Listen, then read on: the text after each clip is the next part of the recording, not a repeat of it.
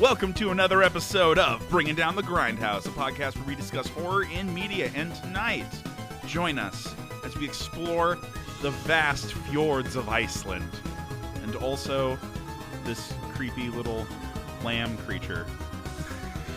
Little lamb hybrid little guy. Yeah, as we delve into Lamb. I'm Mitch. I'm Murr. And I'm Jonathan. So A24 just keeps delivering on these. I know everyone's very excited that I'm back. Yeah. After 2 episodes of Mitch being back, we have Mitch, but we've lost Justine. Yeah. Unfortunately. Conflicting schedules is what keeps happening. So we're Justine's just feeling a little under the weather today. Yeah. So we'll go. We just watched this, and I think we're still processing what exactly this director did with this film, and it's his debut. What a debut for a film. And as far as I know, another original idea from A24, they were like, this is it. We gotta grab this one and put it in the weird inventory of movies they've got. And like you said, prior to the recording, you said that it took 8 years to finish this kind of script. Yeah, so apparently the director, he was thinking on it for a long time, and him and the guy who wrote it, I'll have to find their names here in a second, and they're very hard to pronounce. Yeah, thanks, Iceland. Yeah. For all the weird names. So directed by Vladimir, I'm gonna guess Johansson. Yeah. And then it was written by a guy named Sion. How do you say that? SJON with the accent mark on the like O? Song, probably. Song. Might be. These two guys have been talking for years about writing it, and he created this background and lore off of several pictures and ideas that he had. Apparently, he's just fascinated with sheep, and this led to this hybrid, childlike version of what ends up coming. He based it off of a dream he had as a child, right? Yeah, well, his mom suggested that may be why he had this sort of like dream that he went back to, or this idea, because when he was a child he kept a dream journal. And he would explain that in one of those he himself was a hybrid animal. Like, he woke up and he had goat horns and was trying to figure out like what had happened to him, and so this could be some leftover things he didn't know about from when he was a kid, and then he brought it into the idea. When he pitched it to the main girl in it, Noomi Rapace, she was like just sold on it immediately.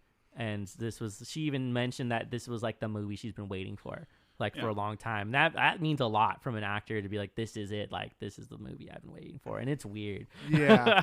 It's a very interesting piece, and A24 keeps getting people out of their seats in the movie theaters. Yeah. So immediately you should know it is a slow film. Oh, yeah. It's going to make you wait literally the last 10 minutes of the movie to find out what exactly is happening. And I think it does it on purpose. It wants you to feel just as awkward, and you actually weirdly bond with this family. Yeah. No, you're it's so wholesome watching the little lamb child Ada hang out with the family. Uncle. Yeah, exactly. And like the uncle showing up, and then he gets down on the drums too. Yeah. Yeah, apparently he was in a band, and I guess just isn't in the band anymore. Yeah. Pretty sure he got kicked out of the band. Yeah, is that what that was? Like, I'm pretty sure that I don't was know why. I feel like because they are all wearing leather vests. Yeah, right? I thought it was more sinister. Like, right. I thought it was like some drug things happening, but it's literally just a bandmate getting kicked out. At first, I just thought it was this homeless guy that just got dumped out in the middle of nowhere, and he just happens on their barn. So immediately when they see them, I'm like, this guy should react. Oh my God. By like beating this dude up or something. I wanted to talk a little bit about the production notes. For sure. So this premiered at the Cannes Film Festival. Of course. And then it was released in Iceland on the 24th of September this year. So very recent film. Yeah. It also was selected as the Icelandic entry for the Best International Film Feature at the 94th Academy Awards. Did it win? No. No, it didn't win. Okay. It got nominated, though. Got nominated. And in Icelandic, it translates to the name Dirio. It was produced by a lot of people that I cannot pronounce. I love that one of the production companies is called Go to Sheep. Yeah. They were like, we have to fund it. Like, this is something that has to be within our books of something we fund it. The cinematography was done by Eli Aronson, who has some pretty great shots in this film. I'm a huge fan of what we saw as far as like production value and cinematography.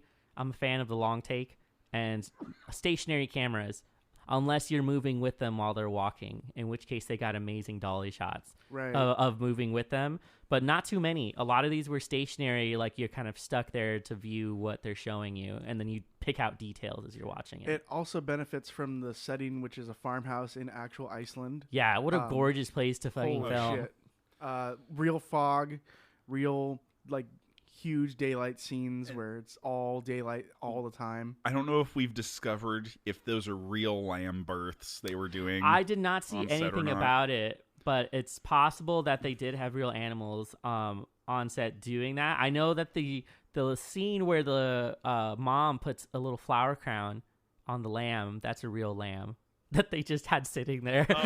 And that's why it moves the way that it does too. It's like, get off my face. I read an interesting article where apparently the scene they got for that was completely by chance. That while they were filming, this lamb just suddenly got very still and connected with the actor, and the guy was like, "This is great," and just kept filming and caught that. And so I'm just like, what a weird thing to happen. Cool. But also a nice, like, cool film moment behind the scenes stuff. I know for a fact that they had a lamb as well as cat and dog coordinators on this, because there are a good amount of animals. There are so many production companies that helped with this. Go to Sheep, like you mentioned, Boom Films, Black Spark Production, Film Ivas, Chimney Sweden, Chimney Poland, Rabbit Hole Productions, and Medunts, as well as being distributed by A24. So the box office budget, or the box office for this, made $2.8 million.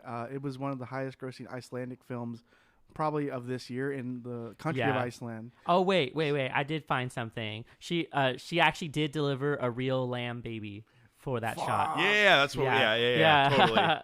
It's confirmed. They asked her directly, and she was like, "Yep, that was real lamb, full on, whatever that is that comes out, real lamb placenta." Yeah, there you go. And yeah, they managed to capture the birth of two different lambs. Wow. to get that scene, which is like, we were watching it, we're like, that looks very real. Yeah, and then we were watching the animals that came out, and they're alive. That is a real thing. Other than that, I don't have too much in the production, but helping Numi Rapace, we have the rest of the cast, which is Hilmar Snæ Guðnason, Bjorn Hilnard Haraldsson, Ingvar Egert, and Sjörgensen. And I made all of those up. I was like, I was like, you either really know or you just made up the names. No, I'm reading them. Oh my gosh! But man, how is that even real? Iceland, are you real? Fire Saga.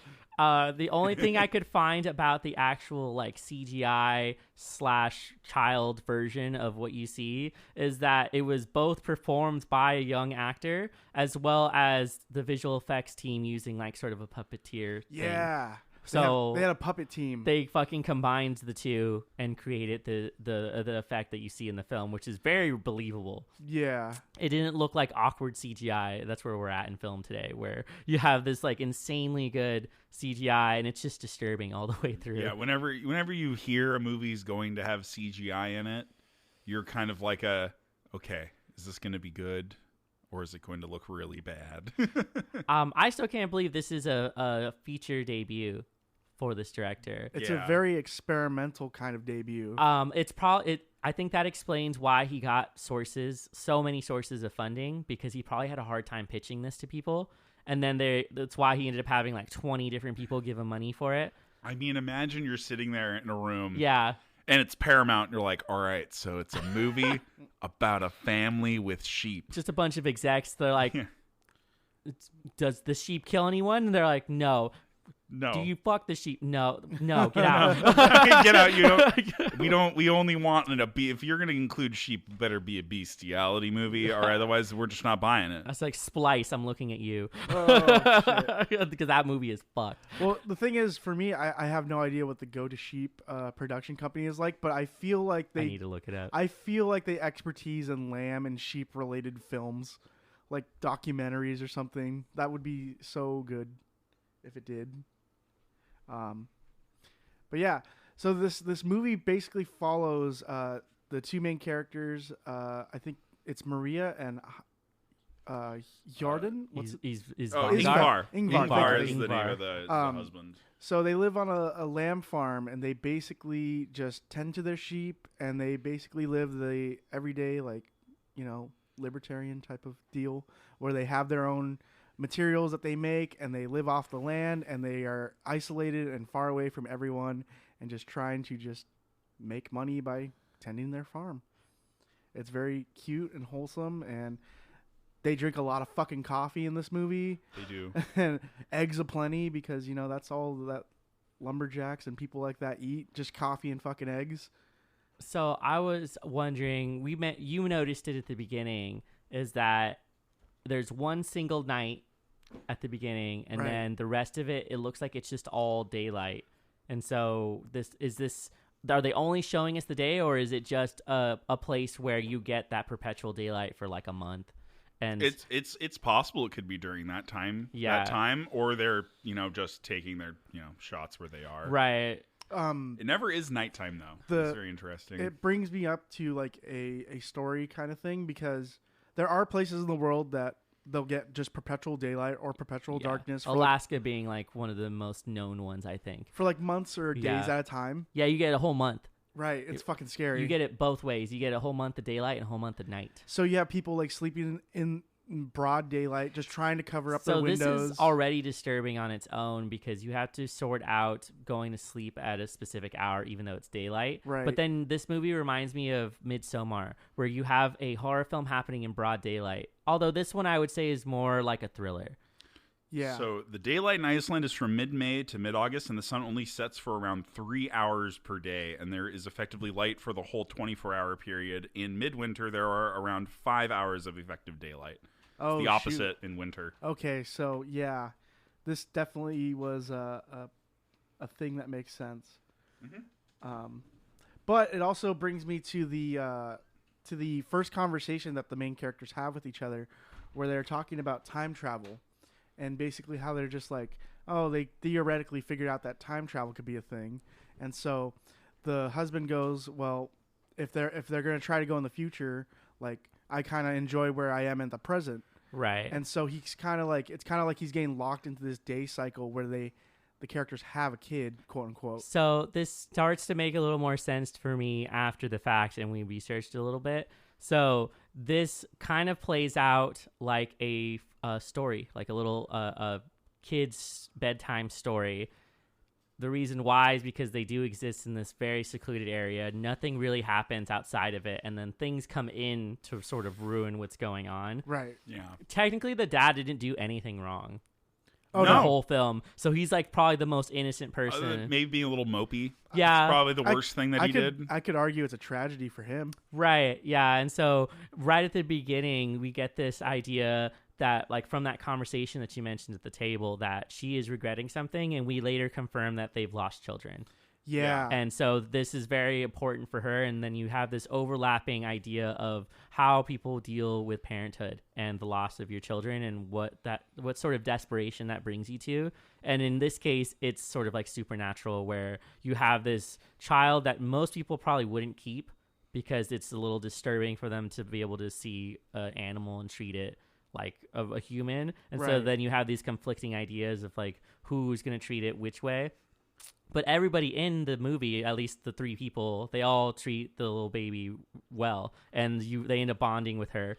The slow descent, it takes a long time to get there, because at first they kind of look at it, and they look in each other's eyes, and they have this like look of kind of like disgust and concern, and we know that something's fucked up with this lamb baby, but we don't know what enough, exactly. I started it feeling awkward about it, but then closer to the end, I was like, oh, like I would probably end up bonding with this kid too. It's like you get used to the child being around, just like they just kind of get used to it. Yeah. They adapt, even if the kid is weird looking, and even the uncle who is about to fucking shoot this child is okay with him. He really her. takes the little girl out and like has the gun and is ready to shoot her, and then it's like, nope, better not do that. Although we next did scene, have, they're like cuddling with each other. yeah, they're like and so it's like it's oddly wholesome for a weird thriller-esque like horror film, and I'm almost reluctant to call it a horror film, but it has so many elements that are unique in the genre.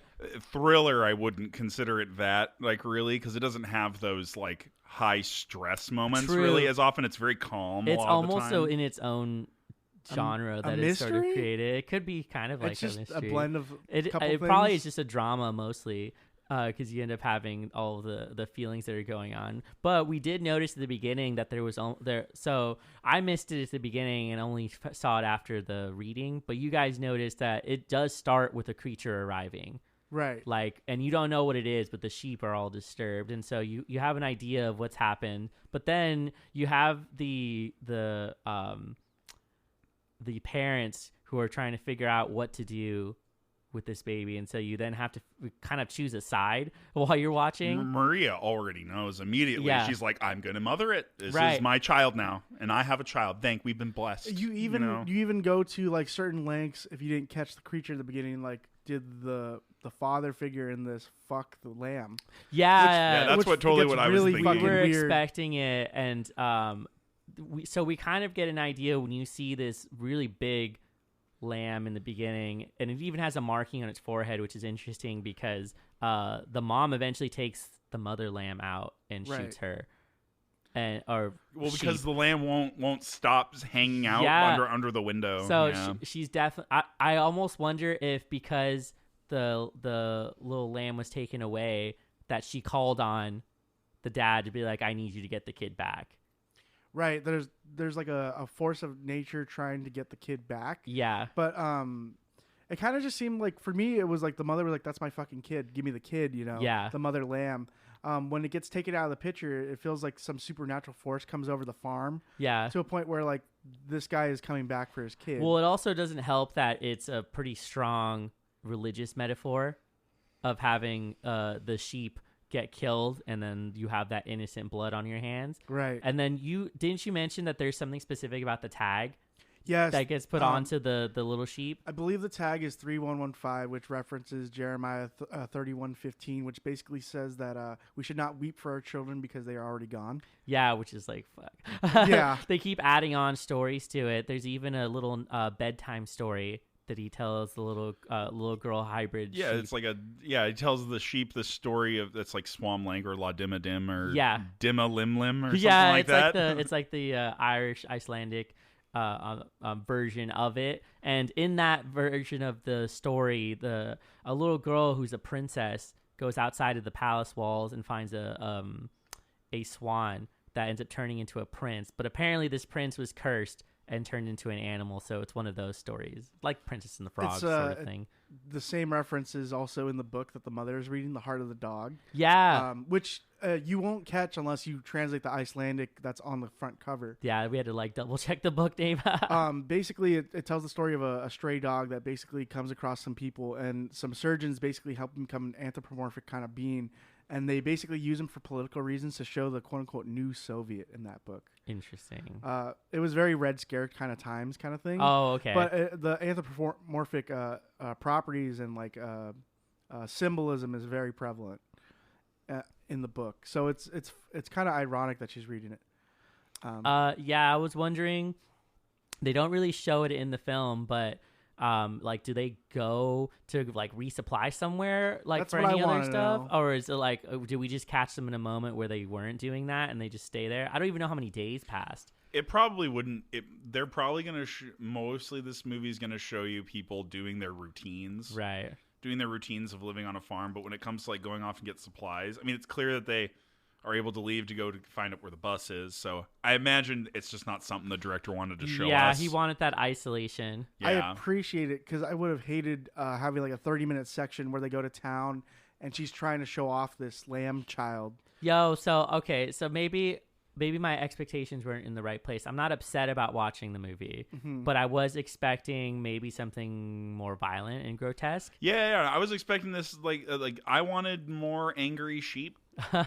Like I was surprised that the sheep aren't like, you know, have the characters walk and then it pans over and then there's just like a shitload of sheep just gathered around, not in their pens. They did do one particular scene which was awesome. Yeah. Where they like reflected light off of the sheep's eyes, and they all look demonic, like evil, very menacing. But that's the only bit they did. I'd say that like they're really only there for the first third of the story, chapter 1. Yeah. Also interesting is they did it in chapters, right. which is something that is only in storybooks and like actual books and like A24 movies. And yeah, didn't the Green Knight do it too? Yep. Yeah. And so they're definitely looking for a specific type of movie, and this is one of those where it's kind of in an in-between space for what you are expecting out of a film, out of a story, and how they combine the elements together. And in this one, you have to be patient. The same way that you have to be patient when someone tells you a story. Books take forever to get to their points, and it's because they have the time to do so. They have a lot of space to be able to tell you, so they will spend like half the chapter explaining to you about the location that they're at. And then you get into what the story's about. Where the film medium has to do it really quickly, and it has to do it in the first few seconds, but they did not give a fuck. I appreciate that they took a long time to get to where they're showing so that you sit there and you're well established in what you're looking at. But this is not popular. We were talking about it earlier. Not super popular amongst modern film viewers. They're not a patient group of people. At least the general populace, no, not popular at all. The fact is, like, I watched Midsummer in theaters, and several people walked out, and several people were very pissed off when the movie ended. Yeah, same with The Green Knight. They're like, why the fuck did I watch that? If you're going into this thinking like this is gonna be like a crazy like Lamb like psychedelic fest, like, because the thing is the trailers were playing out to be something different. I feel like the trailers were making it out to be more horrific. Right. Like very scary shit. Yeah. And there wasn't necessarily anything in here that will scare you. But there is things that will disturb you. Yes. So it's interesting. The baby version of the lamb in the crib was just like creepy. Oof. There's one shot where the dog goes out and barks at the being that is basically making these kind of creatures. And in one shot, we had to go back to it. You could see the reflection in Ada's eyes. Oh, this giant fucking thing. Also, unfortunately, spoiler alert, the dog does not survive. Yeah, so 0 out of 10 for me. Right, we're cutting it right now. Like this is whack. I was bummed. There's too many cute scenes with that dog, and such a well-trained dog too. They must this must be a pretty legit farm like sheep dog that they brought onto set to be able to be with these people. Right. It was actually like doing what it was supposed to do all the time. Tell them about the fucking cat. So great. So the main character, Numi, she's talking about how she dealt with animals on set, and she was dealing with the sheep, which is great. But apparently there's the cat that was in the movie, and it refused to do anything they asked it to do. And it's like the trainers were getting frustrated because it was supposed to jump on top of the bed and interact with the main character, Maria. Right.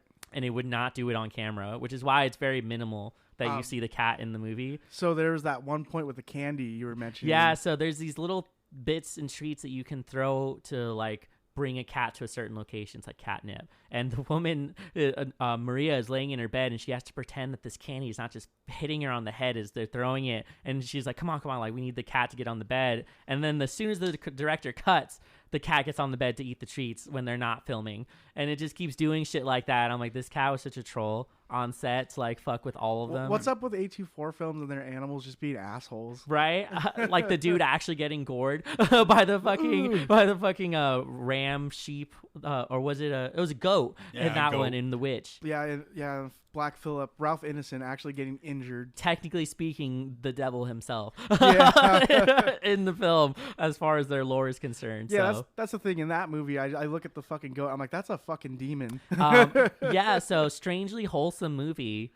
Lamb is like strangely wholesome, and I think it would have been a little more effective if they leaned into the like sort of demonic creature spiritual thing that like kind of looms over their farmstead, and then this is kind of something they avoid it and instead went a different direction. So good for them for making it unique.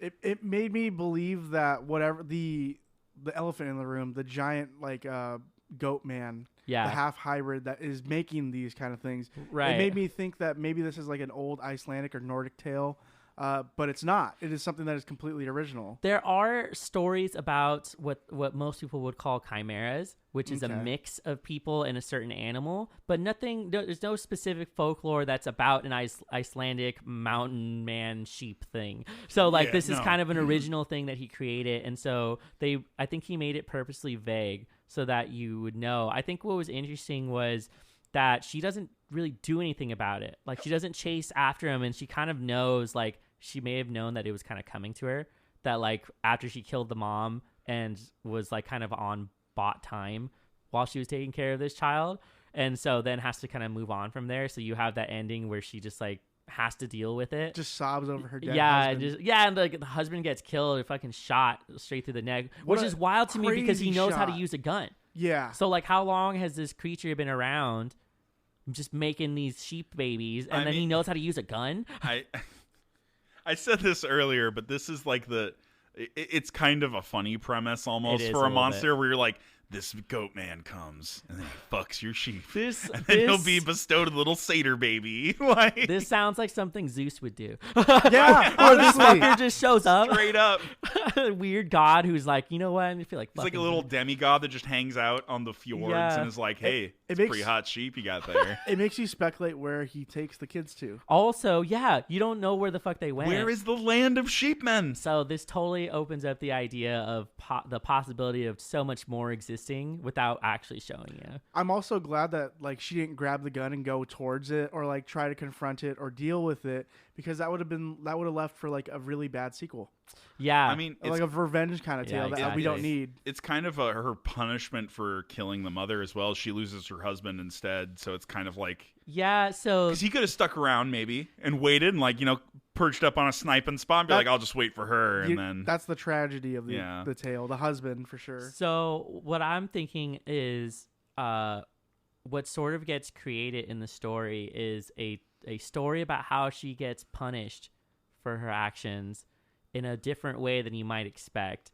And so this is interesting and also kind of awful, because you have a mother who's desperate to have a child, gets a child in the most odd way and tries to take care of them, but then puts everyone else in danger, including her husband and even the little sheep baby who doesn't really know what's going on.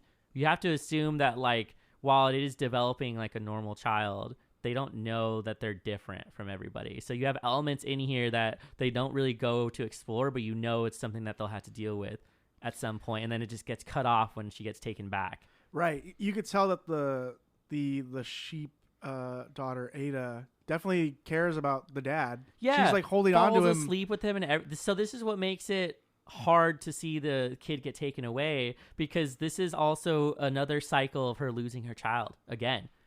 And so, like, she has, 3 graves when she visits that site? Yeah. So has basically lost 3 children. And we don't know if it was, like, a stillborn child, if it was a miscarriage. And so then you have this supernatural cycle of her losing her child again, but then she loses her husband as well. And so you then have these parents dealing with, loss of parenthood and, like, having to deal with bearing children. So you have that element being all the way throughout the story, in addition to the supernatural, and I think that's what overtakes the main story of it. And so you then you sympathize with them a lot.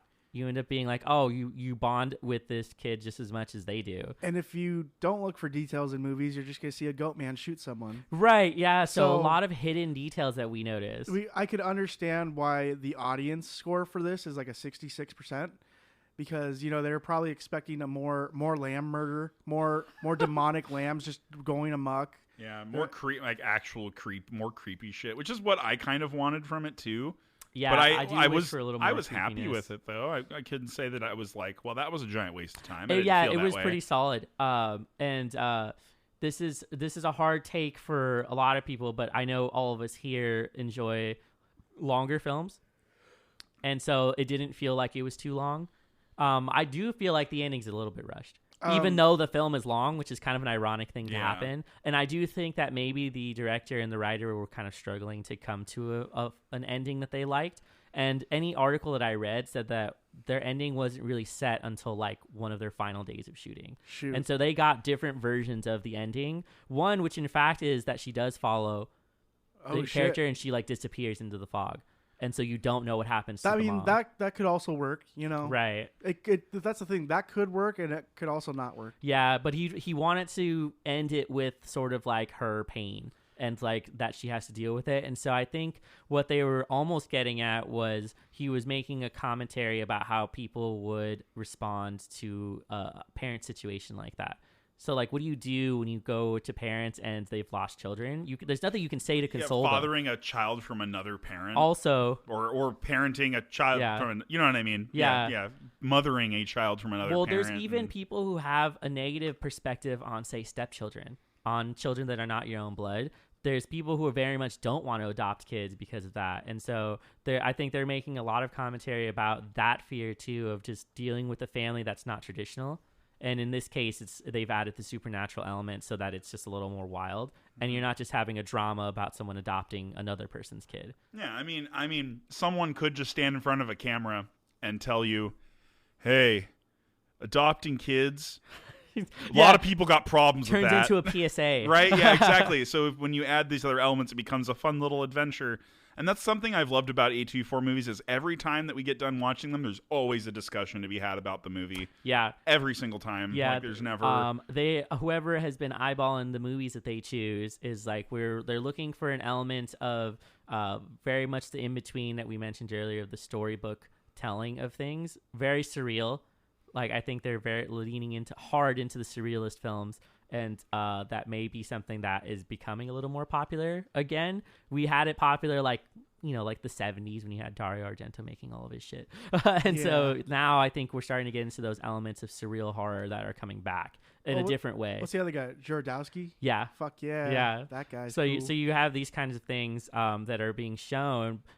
Probably not as violent, but we have so much more technology now that they're able to do something like this. Because if you saw this in a classic film made 30, 40 years ago, it would have been practical effects, and it would have made it campy. It probably would have been laughed at really hard. Yeah, and it would have been like a weird cult classic kind of movie. Although in this weird way, this might end up being a cult classic for people who are very specific about what they're looking for. I'm sure there's a whole meme page about it.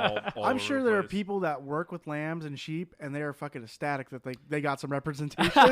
Yeah. That is what I do. I do get on a tractor every my morning, God. and there is I love coffee, that. and there are sheep. I do have to say that I was very surprised about the shooting of the mom sheep. Just point blank shoots it in the head and then buries it like no ceremony. These movies seem to just love killing an animal to get stuff going, right? And so the thing is too is we kind of expected it after we saw the fucking animals get killed. After the mom gets killed, we're like, that can't be good. And it's like we know from then on that something bad is going to happen, and so she's kind of on a time clock from that point. A little slow descent. I mean, she even has to deal with like the uncle trying to hit on her. Yeah, so a second B-list story that kind of doesn't get super explored, but this is also religious. He's literally coveting his brother's wife, and this is like something that is in, say, like one of the commandments. Or like not to covet someone's wife. And so they have religious elements in here, but not overtaking a huge amount of the story because it's obviously not a place where like Christianity is probably a huge thing.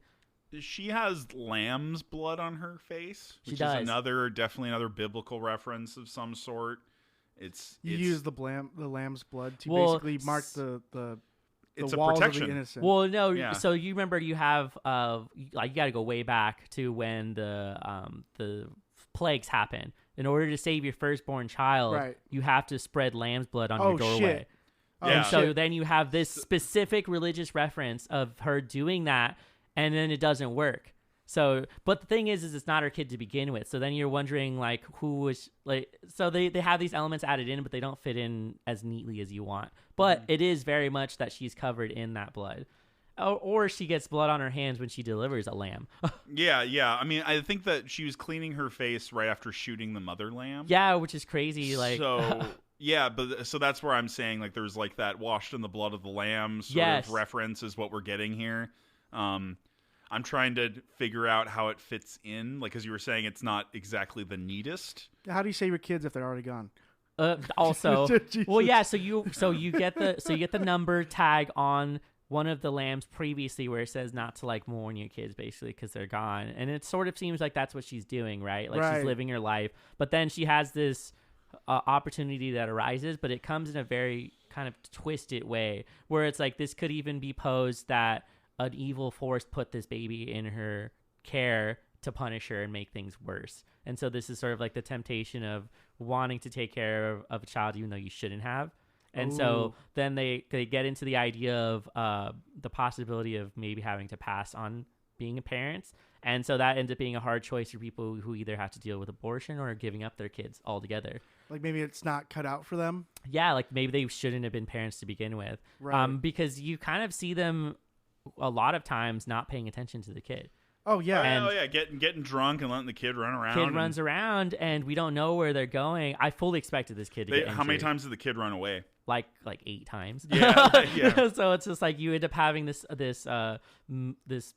idea that they may not have been the most fit parents because they were not very adamant about watching the kid. They lose the kid like a day after getting it. Yeah. And like they're trying to figure out where the little girl went, and they find her with the mom out there in the fog. Which I think to be honest, I felt like that was like the mom trying to get the little girl away, and like they might have been waiting for the dad or something. Ooh. And so when she like shouts at it to go away, he could have been nearby. So there's just things like that. For me, I was also trying to look in reflections as well as looking in far past or like far shots to see if anything was out there. So if you maybe pay attention, because I only caught it in the eye of Ada. You could probably find the guy somewhere. Also, a little fucked up that she reused the name from because I feel like usually when I hear of people who've lost children, they don't reuse names. They will usually come up with a new name and then always have a memorial, say for whatever child has passed. And so in this case, she was really putting all her hope into this kid being her kid like forever. That's just like one of those like story archetypes where it's like, yeah, it's Jessica. This isn't Jessica, man. Yeah, like she died 30 years ago. You know? Yeah, they did really pull in on that idea. It's usually the people who are just out there and like they really need this to happen and need this to work. There was I came across, of course, because there's always Reddit posts about everything. There was a Reddit post that theorizes that the mom was not well, and that the baby that they had there was either non-existent or that it was a child that ends up dying. And so this is one of the episodes that happens, and that she may have possibly killed him. And I'm just like, oh god, that's a terrible theory. Right. But like people want to put things together like that. Oh man, this is a doozy of a film. Did you guys have any favorite scenes? I feel like I had a lot of smaller ones that are really good. The menacing sheep is a great shot.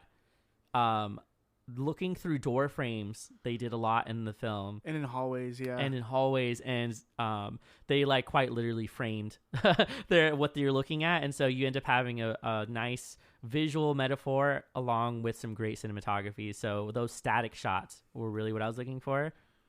I don't know if it's a singular scene, but the scene where they're all watching the game and then they start watching the uncle's like fucking goth his goth project or whatever. He stands up and starts singing. I mean, and it kind of it's such a joyful thing that it kind of draws you into the same sort of allure that they're in as well, where they're drunk, they're partying, and they've completely forgot that the kid's like even available. And even at this point, like they don't even know the cat's gotten out. Yeah, and they have no idea what's going on. They just like and it kind of draws you in and creates some. It's a good distraction. And what you might experience as a parent, where you get a little distracted because you're just hanging out with your friends. That's why they always check rivers first. Oh, dang! He really did go down to the river. Yeah, because you never know. I did that as a kid. Favorite kid. I was I was 2 years old. I fell in a river. Oh shit! That's wild. Fucking thanks, Dad. Oh no! It saved me. Oh, that's crazy. Yeah, for shit. For me, my favorite scene is the excellent like shot. I don't know how they got it, but where the father is just screaming for, I think, the original daughter. Where he's screaming Ada, and it's like a water grass patch with nothing. It looks like Like I thought it was a sound studio or something like that, but it looks No, it's just an real. area they found where it was very, very open and it disappears into fog at the edge of the frame. And then you finally, the wife comes and touches him on the shoulder, and he gets back to reality, and he's like holding this new version of Ada. Yeah, so I don't know if maybe I missed it, but was that supposed to be like he was maybe looking for her at some I point? think he was looking for the original one. Yeah. Because he looked a lot younger in that one. Yeah, And it kind of, he looked like a different person. quick Kind of like, Could have flashback. been like a Like nightmare the past. flashback. Also, yeah, it could have been something like that. Aside from that, I do feel like while I enjoyed the ending scene of the goat man showing up with the gun, it has too many questions to be asked. Like, how does he know how to use a gun? How long has he been there? Why did they show his entire body? where do they take him? Like, it's just, and I almost feel like it's the monster thing that gets spoiled at the end, and I'm not a fan of showing the complete monster. How would you have felt if you would have heard like the gunshots and all you see is the big feet and the gun drop and then you just see the lamb? I think I would have preferred that, or Right. like you just see the top of the head and it's just right. the or the ram. back with them Yeah, walking any one out. of those would have worked well for it. Yeah. Right. Keeps the scary alive when you don't know what the Yeah, scary because you're thing filling is. in the gaps of what it looks like. I feel like people are just kind of gonna laugh at that kind of scene, kind of like this is fucking dumb. Oh, sorry. You know, Right. even though the movie is outlandish already. Oh, definitely. Okay, so we got to go for final ratings then. I think I'm going to give it a 7. Okay. I'm only going to give it a 7 because of personal perspective and what I wanted out of it. So, like, expectations were not set correctly by both the description and the trailer. Right. I think I was kind of expecting something different. And I would have wanted more about the characters. We are kind of sparse on who they are, where they come from, why they're here. You only get this one overlapping idea of parenthood, and that's kind of it. I'm gonna have to give it a 7 as well. I agree with those points. I kind of feel that the problem with it is that when I look at and film scores, I kind of think of would I watch this again? Yeah, I so probably like wouldn't how does watch it hold this up again. on the second or third watch? So for me, I think it's one of those things where you have to watch it once to see what the hype is about and the buzz for a new A24 film. Yeah, right.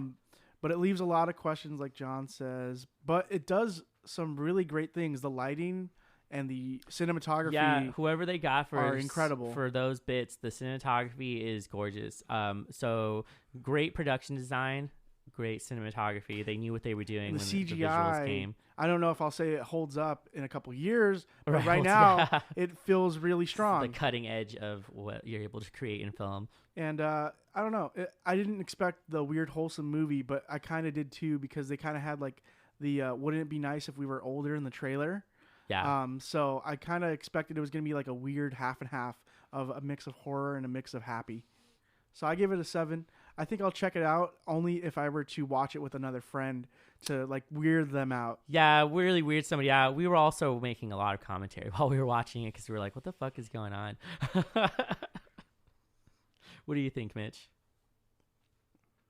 All right, so this movie, I'm giving it a 7 also. I was really hoping that this would be a lot more like, I don't know, more sinister in some agree. places.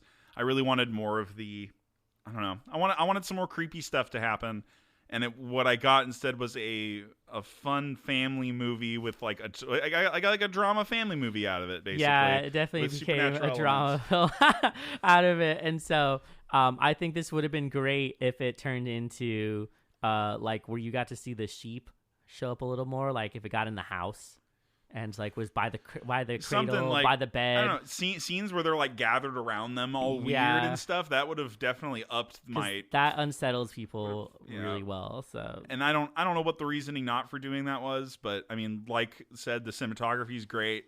I even like the dialogue. I appreciate that it's in like another language. Also, that's super pretty cool. minimal. Yeah, very minimal. They have to have, I don't know, like maybe only 10, 15 minutes of dialogue. The rest is very visual. Yeah. And so you're getting told about their life by showing their daily schedule and like what they're doing. So it's interesting that they took that element and really stretched it out to show you what it's like to be out there and nobody's rushing you. Like you're on your own time. There's no clocks in here Yeah. either. Oh yeah, you never know what time it is. I don't think they ever check the time. They never ask each other the Doesn't time. matter. They're stuck in 24-hour daylight. Yeah, You know, and yeah, exactly. And They're they're stuck also in the present. Yeah, so interesting that they don't even have the time to talk about where they might be and how they've gotten there. So they're really just living in that moment. So they're living in their own little bubble. That just makes the first conversation all that better. Yeah, right. You get a layering. That sort of sets the premise for what you are expecting from them. Oh, yeah, it's just. Yeah. I mean, that's the thing. When I look at the first dialogue for a lot of movies, I kind of just have an expectation like this is gonna probably set it for the rest of the movie. It is very tough. This usually the first lines is kind of, you're right. It does set a lot of the mood for film, so you have to be careful. And I'm a huge fan of not having dialogue for a long time in the beginning to kind of make you guess. I think it's There Will Be Blood. Like 30 minutes of the film in the beginning, no talking. Oh yeah, it's just him working in the oil shaft. Yeah, and he's working in the shaft, and you get an idea of who he is and how he's going to treat his kid right from that get-go. And so this is something that they did and did well for it. So visual storytelling, really good job. Not enough meat for the characters. I think they could have gotten not enough fleshed lamb out on more. that chop. Yeah, not enough lamb on that chop. Oh man. Well, but yeah, I'd say that's it. Okay, cool. Well, that is Lamb. It came out this year, 2021. Iceland's Iceland's fucking morsel of fun for us. Directorial debut. Yeah, directorial debut by From Mr. Johansson. Yeah, so that's cool. Let's see what else he's gonna make after that. Fuck yeah. All right, so I'm gonna walk us on sure. out. Grab your coats and shit. It's actually kind of hot today. Yeah. Take off your pants, put on shorts. Yeah, there we go. Thank you for listening to Bringing Down the Grindhouse, a podcast where we discuss horror in media. Thank you for checking us out. Please make sure you check out our Patreon, where for $2 a month you could get access to all our bonus content and recommend a piece of horror media for us to review. We take it into heavy consideration. Also, check out our social medias. We have the Facebooks, the Twitters, and the Instagrams. We've been kind of lagging a little bit due to the holidays as well as other things, but we are getting right back on track, and we will be preparing for our season 2. So technically it's going to be 2 because we kind of just continue through the first 2 years. Yeah. Okay. So I think we're set for a nice refresh. Yeah. And we're going to do a new season, and we are going to be very specific about the schedule that we're going through as far as films. We will definitely try to get as many of the new horror films as they come out while they're coming out. Yeah, so we still got to cover Antlers. Yeah, we are wanting to do Antlers as well, which I know came out probably like a month or so ago, and so we're wanting to do that one as well. But we will have schedule is going to get loaded. Yeah, we're about to have a lot. There's also a lot of good horror films coming out next year, and so we'll be going through a whole bunch of them. But it'll be nice to have that reset. Yeah, so just stay up to date with all that on the internets, as well as leave us a comment and tell us how we're doing and what kind of things you want to discuss about. We also have our merch where we have cups, mugs, and T-shirts with several designs of our own on there. And just check it out. Every time you make a purchase, you help the podcast a little bit more, and we really appreciate that. And coming this week from famed director, writer, and producer, shameless self-promotion of my short Sotelo. film. Yeah, we're in the final stages of a post-production for a short film that I've made. I wrote and directed it, and so it will pretty much be done. We're recording on a Sunday, and it should be done tomorrow, which is Monday. We're gonna. So the 6th is when we're expecting it to be done, and then I'm gonna put it up onto Vimeo, and then be submitting it to some festivals. We're gonna also put that link on our link tree. So Yes. if you are curious to see what kind of vision John has, so yeah, that will be That'll cool be dope. to check out. Yeah, I'll share the link with everybody so you can check it out. Also, the Cybermancer album coming hell out yeah. within a week. Your or artwork's two. getting done, huh? The artwork is so close to being Fucking done. oil painting. Fresh oil painting from a wonderful lad named Brandon Elliott But yeah. on Instagram. That is an electronic album that I made with one of my best friends. We've been working on it for a couple of months now. It literally sounds like video game music. So if you like big dumb sci-fi and big dumb fantasy, be my friend first and then listen to the Cybermancer album. Yeah, the requirement to listen is to be my friend. Sorry, guys. All right. Well, that's it. I'm Mitch. I'm Murr. I almost said I'm Justine. I'm Jonathan. Thank you.